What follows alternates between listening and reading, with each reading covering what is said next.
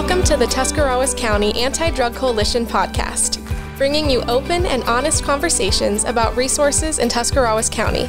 Now here's your host, Jodi Salvo. Hi, this is Jodi Salvo. Welcome to another edition of the Tuscarawas County Anti-Drug Coalition podcast.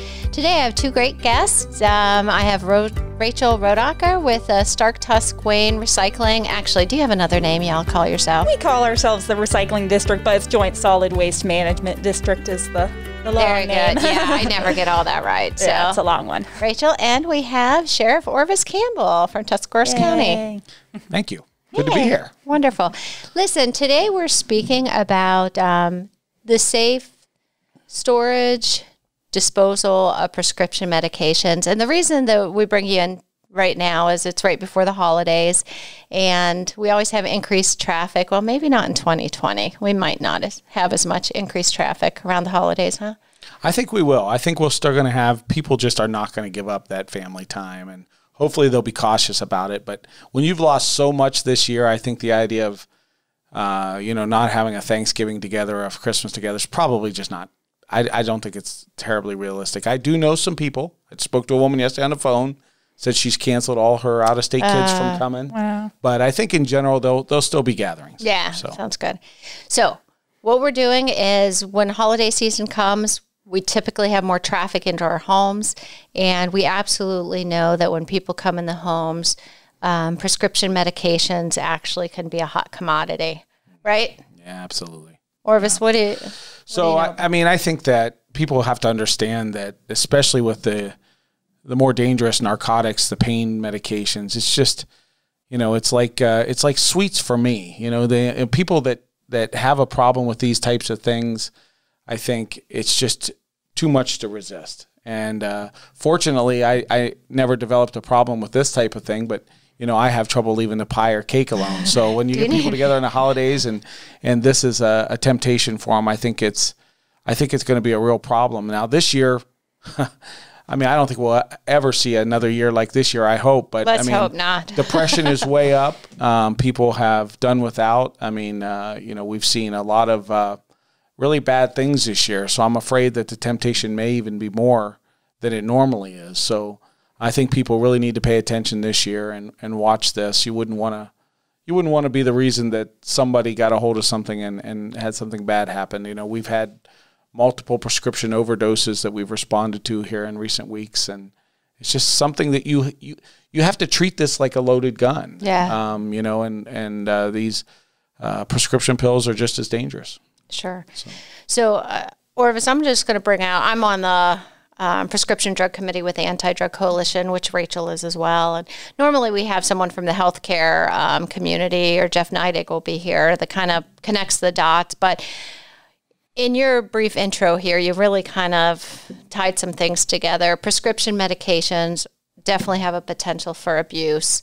And we know a lot of research that initiation can start in a home medicine cabinet. In homes, grandparents have medications, parents can have them, whether it's curiosity or trying to self-medicate or not taking medications as prescribed, can lead us down a path towards addiction. And the tricky part with these drugs in particular, if I might, Jodi, is that they often start with a legitimate reason. It's people getting them prescribed by a doctor, but then maybe you have some left over that you don't use once you've gone through them, or maybe someone who's not intended to take them takes them. Another piece of the puzzle is I have young children at home, so it's not so much curiosity about, I want to try to take this and, get a high, but they could accidentally take it. And so that's a problem if you have kids around that aren't normally around during the holidays too. Yeah.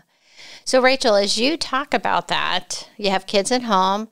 We have this box. Tell us about this, because honestly, your organization was one that was instrumental in us receiving these. Yes, we actually, I'm on the Prescription Drug Committee, as Jodi said, but I work at the Recycling District, and some people might think, well, what's that have to do? What's recycling have to do with drugs? But we actually help with the safe and sanitary disposal of any hazardous waste, and that includes the prescription drugs.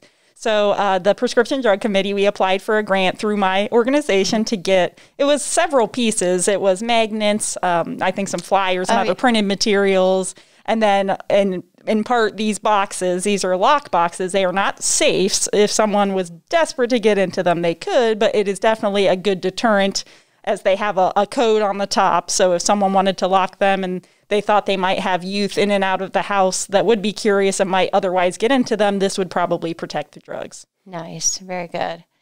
What were you going to say, Orvis? Well, all I was going to say is, I think these boxes, they do a lot more than just keep the pills out of the hands of little ones too. I think for my house, I think that times have changed. When I was little, even aspirin, things like that, we didn't have immediate access to that. It wasn't something you took daily for every minor headache. And I think that over time, because doctors do prescribe pills, people have developed a much more lackadaisical attitude towards prescription pills and not realizing their danger. I think that even having these things around and keeping your stuff locked up is good educationally. I think it's a constant reminder that what's in here is dangerous. And I think, subliminally, quietly in the back of their head, kids will pick up on that, and in my kitchen, ours is actually mounted. It's a metal and glass box mounted on the wall. And Griff, I have a 7-year-old. Griffin doesn't have access to the key. And he's got a daily medication he has to take, but it's locked up, and we want him to see that we look at that as something dangerous.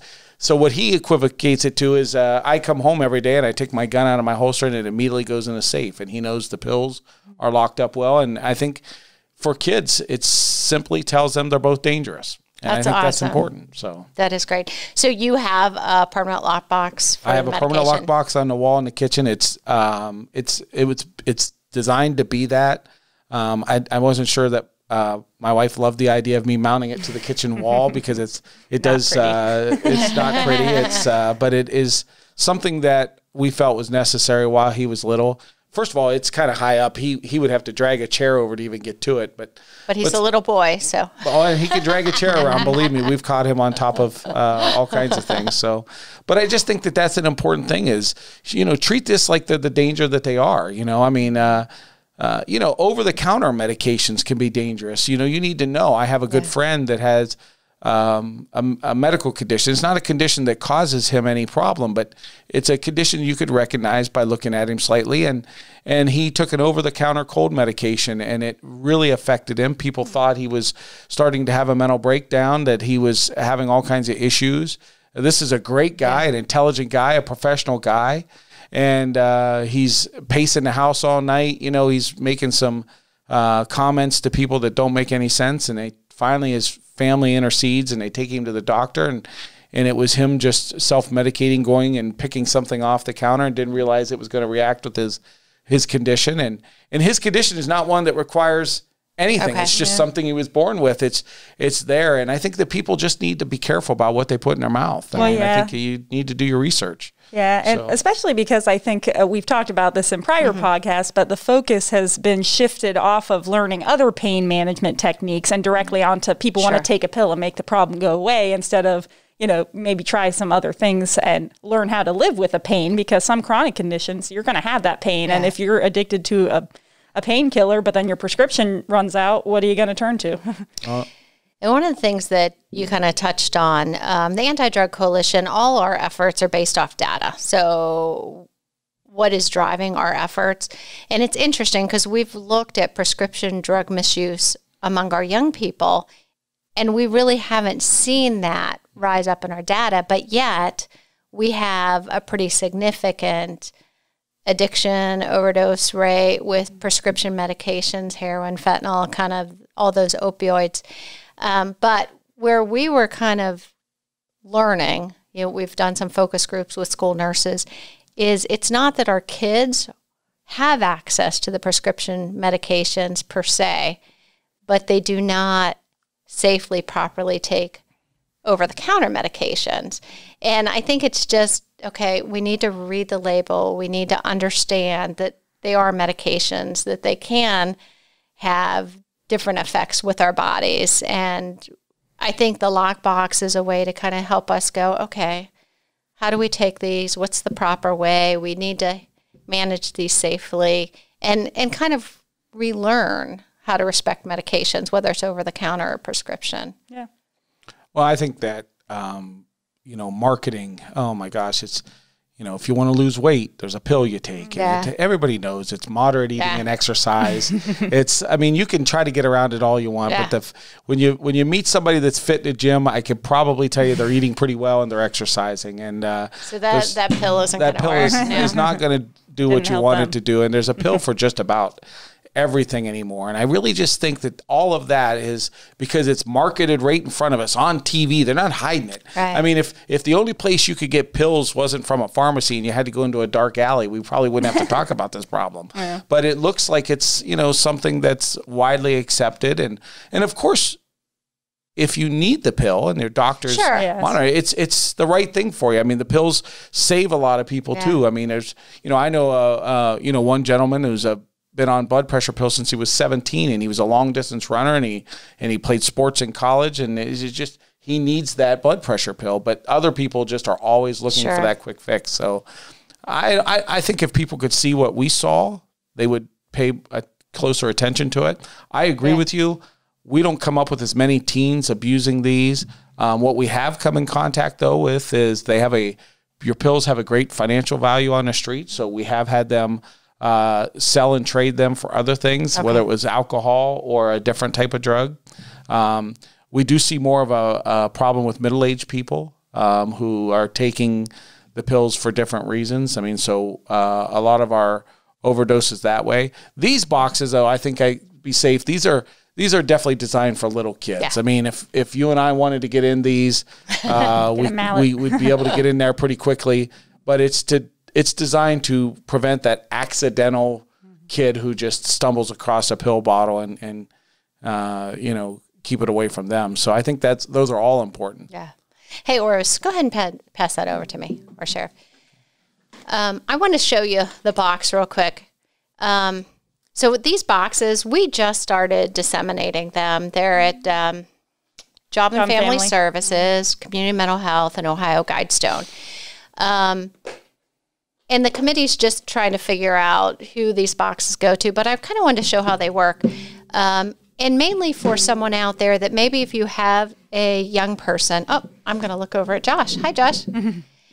If you have a young person that maybe is on a stimulant medication, like an ADHD medication, this might be a great box for you. Or if you're an adult and someone in your home is on a long-term opioid, antidepressant, anti-anxiety, these might be a great option for you. So what comes in the kit is, first of all, the little lock mechanism, which you can put your medications in here and lock it, but this also fits on a regular prescription bottle. So if you just have one medication, one person has an ADHD medication, you can put that in and you can see there's a combination on it. When you open the box up, though, if you receive a box, you'll receive a brochure from the Anti-Drug Coalition on prescription medications. And it's for parents. How do you talk to your kids about these? How do you have effective conversations? Where are the resources? It also has a magnet on where the permanent drop-off boxes are in the county. And why don't you talk to us about the permanent drop-off boxes, Orvis? So, for example, the permanent drop boxes are different law enforcement agencies within the county. We have one at the Tuscarawas County Sheriff's Office. You do not need an appointment. You could come into our front lobby at 3 a.m. It's a steel box. There's actually a photo of it here on the front of this magnet.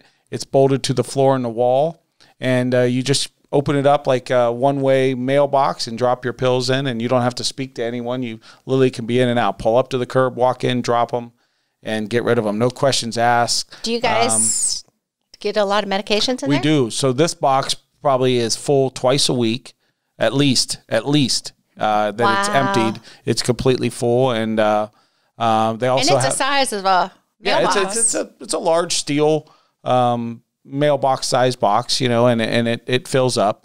There's also one at the Denison Police Department, the New Philadelphia Police Department, the Newcomerstown Police Department, the Strasburg Police Department, and Sugar Creek Police Department have these as well. So those are just trying to be, something that you can get to easily if you're in your community and drop them off if you don't want to leave them around your house. Of course, we have some with our partnership with the Anti-Drug Coalition and with the Recycling District. We have take-back days as well. We just experienced one here in October which is one of the 2 national prescription drug take-back days.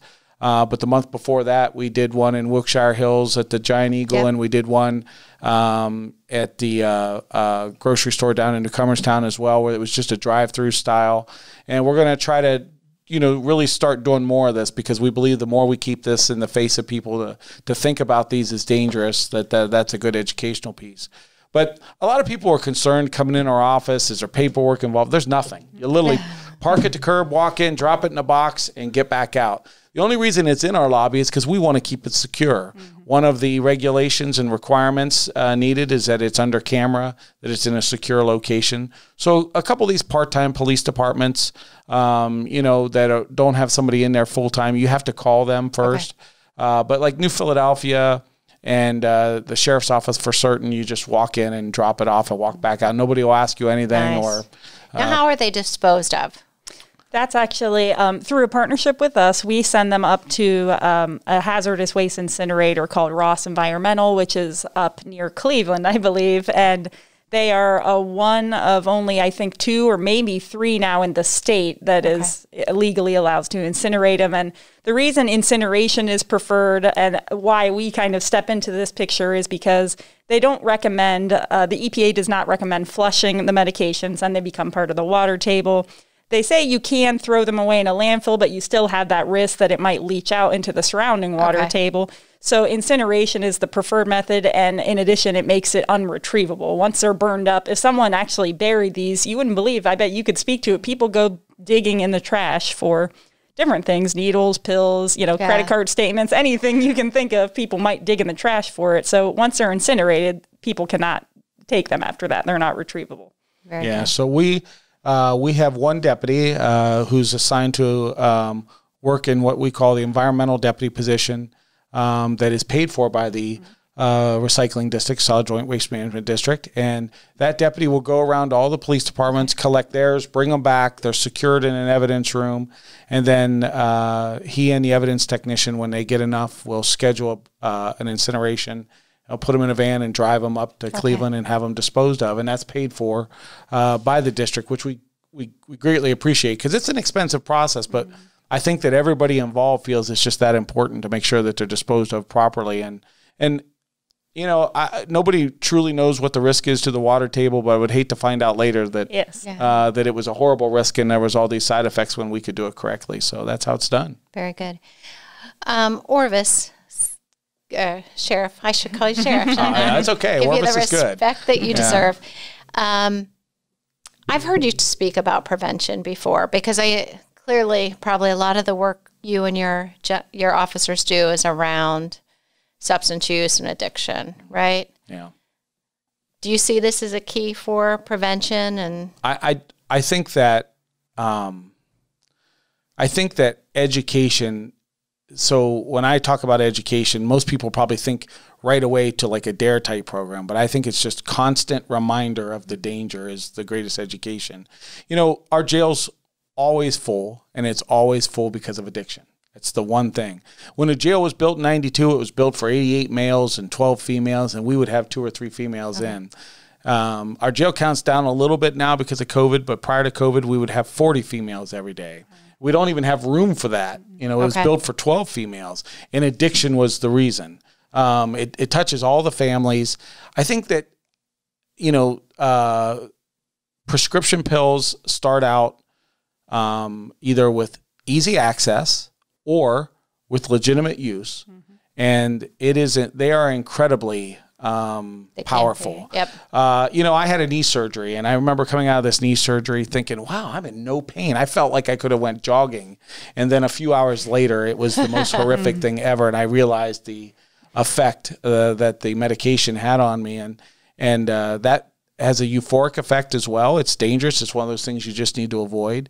But once you're addicted, and then you switch to a different type of drug, a more illegal drug, heroin, methamphetamine, then desperation really kicks in. So it is truly probably the most important thing we do. Parents, I think, they come from 2 different perspectives. We've got one set of parents who maybe experimented with some drugs 25 years ago, and they feel hypocritical preaching to their kids, and they shouldn't. Yeah. First of all, drugs were completely different back then. Yeah. They weren't nearly as effective or powerful.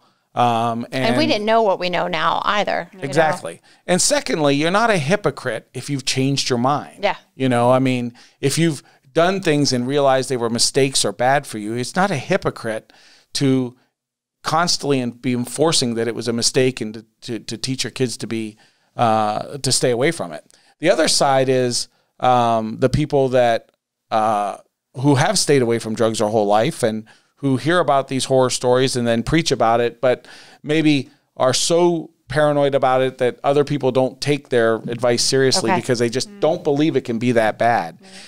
It can be that bad. Yeah. The stories are really bad. If you saw somebody detox in a jail, if you've seen it, worked a case where somebody tried to sell their child for the next fix, it's bad. And the only way to perfectly rid it from our community is to abstain from it. Just, you know.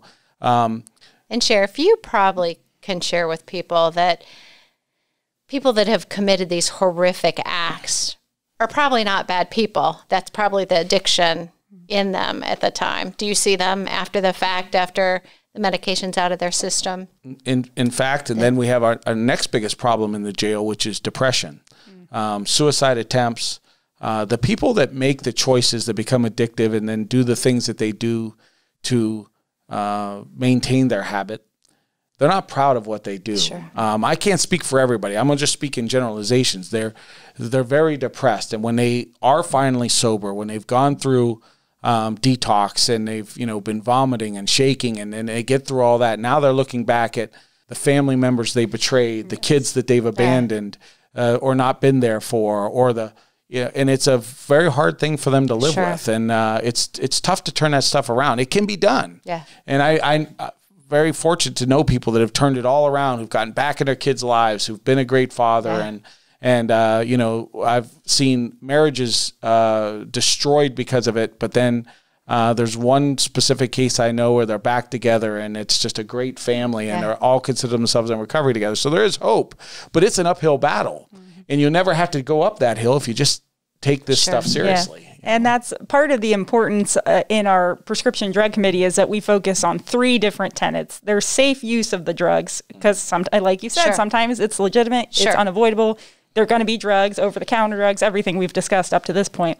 And then there's safe storage of the drugs. If you're going to have a drug that you actually have to take daily or something, you want to make sure it's stored properly so that it's not accidentally ingested or purposely taken and then misused. And then the safe disposal. In the case where you do have a surgery, you needed pain medicine legitimately in the beginning, but then maybe you have, 10 pills left. Sure. That's the kind of stuff that's so strong that you really want to get it out of the house so that it doesn't become a problem. It's not it's not going to fall into the wrong hands. Yeah, neat. Yeah, I agree. I think it's just important to have a general attitude of caution towards anything like this. So. Yes. Neat. I love your perspective. You really can be the voice of prevention, education, the importance of making healthy decisions, those conversations with parents, with our young people. Because our young people, they care what adults think. They care what their parents think. We have research that says when parents have those effective conversations, kids are 50% less likely to engage in substance use. So it's just knowing that we can have open conversations with our kids. We need to have them often. We need to be really kind of helping them understand how easily addiction can happen, because I do think you don't think this could ever happen to me. And I think it's nice to hear, this can happen to anybody. Great families have it hit them.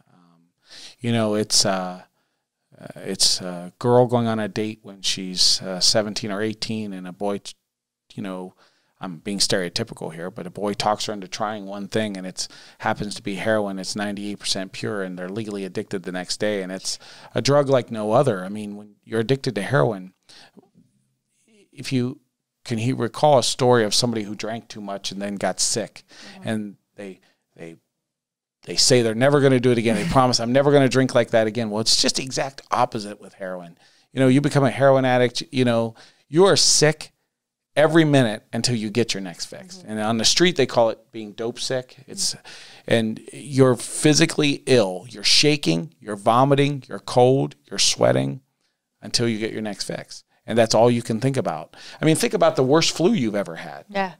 And if somebody said, if you take this, it'll all go away. Yeah. And that's what happens. And it's a dangerous thing. And I think our treatment and substance abuse counselors are doing the best work they've ever done. It doesn't appear like it because they're also up against the toughest drugs they've ever been up against. And it's very frightening right now to know that, if you've got a young person that gets addicted, that there's all the services are full. I mean, there are places to call, but I mean, it's tough. It's tough to get them in. And you've got to have a big support network. That's the other key part for the ones that we see in our system that do make it. It's because they have a big support system. Yeah. It's somebody going to be there. I mean, I promise you, I see,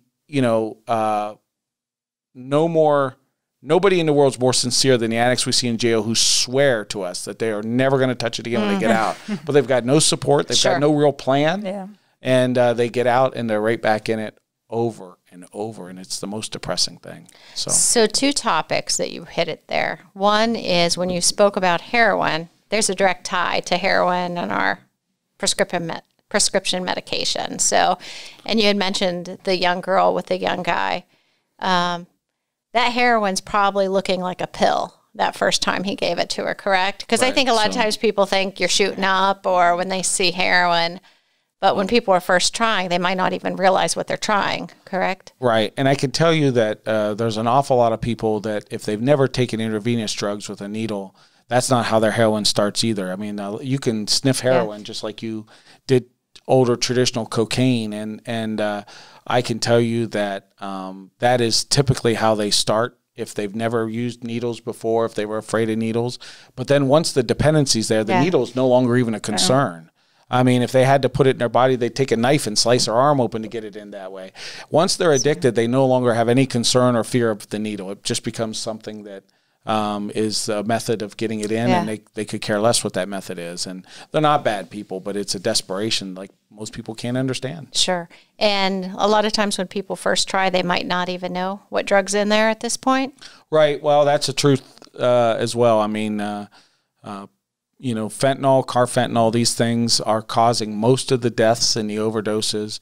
In fact, a year and a half ago, we had a major switch from a lot of heroin to methamphetamine solely because even the addicts were terrified about what they were taking. They could no longer be sure what was in there. And this fentanyl and carfentanil is so powerful that we had an explosion of overdose deaths, and it frightened those addicts, so there became a lot of methamphetamine use. There is more heroin use again and things like that, but still, when you talk to the coroner's office or somebody like that, those deaths typically come down to fentanyl and carfentanil. So you never know what's in there. If they mix a little bit of carfentanil in with it, they can make a lot more product that gets you higher for a lot more money. It's about making more money off of their products, so it's a greedy business. The other thing that's sad is that if you are a heroin addict or a methamphetamine addict, you're probably, with almost 100% certainty, you're also a dealer. You're not the type of dealer who wants to make money, but they're so commanded by this addiction that they have to have it every so many hours or so long. So if I have a little extra, I give it to you because you're going to do the same for me. And they look at themselves as taking care of each other as they're sick because they're dope sick. So it's really got a unique presence over the people that are there. And I can, I'm to the age now where I've been around 30 years for the county, and we've got 3 grown kids that made it so far and have had none of these problems, but we have one little one, and I'm just as terrified. Probably more because I get to see the really ugly parts of it, but it's a scary thing, and I will tell you that it's not an easy fight. So if you stay away from them, that's the best way you can avoid it. I know we're probably running close to time at this point, but the other thing that you touched on that I think we really need to share out is that we have great treatment agencies here in the community. We do have resources. Like you said, they're full, they're busy, they're doing great work. But the agencies are here. You can call the Adams Board to find out what might be some good options for you here in the community. But also to hear that treatment is effective and there is hope. And I think we just did that Project Hope here in the county just to say, look, you know, it might seem like a really rough struggle and, you know, there might be people dealing with lack of support, but there's also a whole community here that wants people to be well and healthy and supported. We have faith-based recovery, we have recovery groups, support groups, treatment agencies. So there is hope. And there's your silver lining. So 10 years ago, I think the people that there was so much shame involved with being addicted, and I think people now have learned that really it's an illness, and that there's a lot less shame, and people who may have looked down upon you before, I think you'll be surprised that they'll be happy to step forward and help and get you to someone. That's absolutely right. So, I mean, there's always something good that comes out of the bad, and that's it. I think the community is pulled together. I mean, there's been marches, there's been, displays, there's all kinds of events going on now to encourage people to get into treatment, and that's a good thing. Yeah. So. If you think about it, like addiction just being another form of a different mental health disorder, then it really does help, I think, destigmatize it. It helps people realize that maybe some people are predisposed to have, I call it the addictive personality. Some people probably aren't as prone to it, but as you can see, you can easily get started down that path, even if it's a legitimate start, like a prescription drug. So. I agree. Rachel, I want to thank you and the Recycling District. Just honestly, you guys bring a lot of energy, resources. You bring a lot of passion and heart to this effort. Sheriff, you just do an amazing job, and I think you lead our county extremely well. And it's so great to hear from your perspective, you know, what can we do to have a healthier community, and just an understanding of addiction and really caring about people that might be struggling out there, and that we have resources.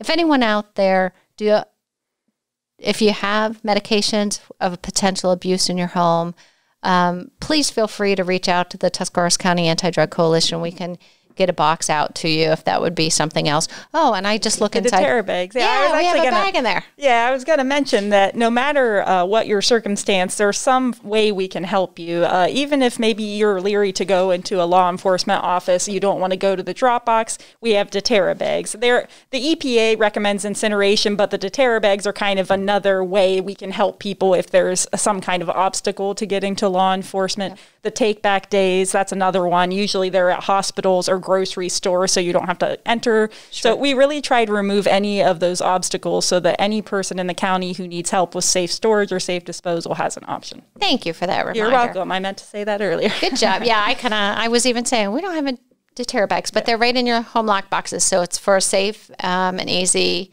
home removal of medications. So just a reminder, holidays are coming up. You'll probably have increased traffic in your home. It is important to lock up, to safely store or dispose of unwanted, unused medications, just to eliminate any potential for abuse or misuse. So thank you for listening today, and we'll catch you next week.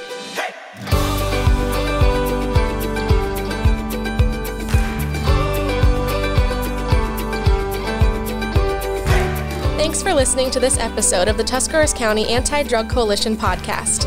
Please follow us on Facebook and visit our website at adctusk.org.